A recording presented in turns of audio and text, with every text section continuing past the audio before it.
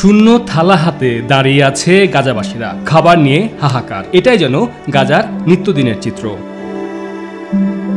একটু খাবার পাওয়ার জন্য শিশু থেকে বৃদ্ধ সবাই যেন অস্থির হয়ে আছে, কেননা একবার খাবার মিললে তা আবার পরে কখন পাওয়া যাবে তা অনিশ্চিত একটা বিষয়।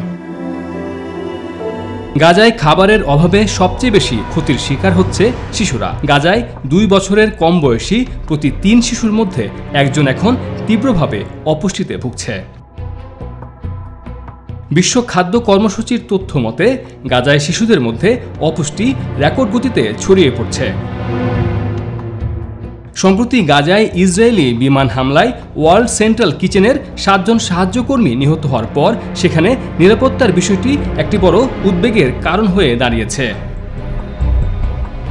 এ বিষয়ে বিশ্ব খাদ্য কর্মসূচির ফিলিস্তিনের ডেপুটি কান্ট্রি ডিরেক্টর মারিকা গুদেরিয়ান বলেন, এখানে কাজ করার জন্য আমাদের প্রয়োজনীয় নিরাপত্তার গ্যারান্টি নেই।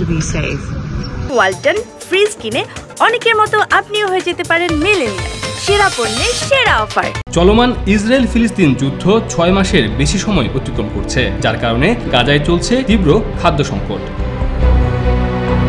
গাজায় দুর্ভিক্ষ রোধ করার জন্য প্রতি মাসে 10 লাখেরও বেশি ফিলিস্তিনিকে খাবার সরবরাহ করছে বিশ্ব খাদ্য কর্মসূচি।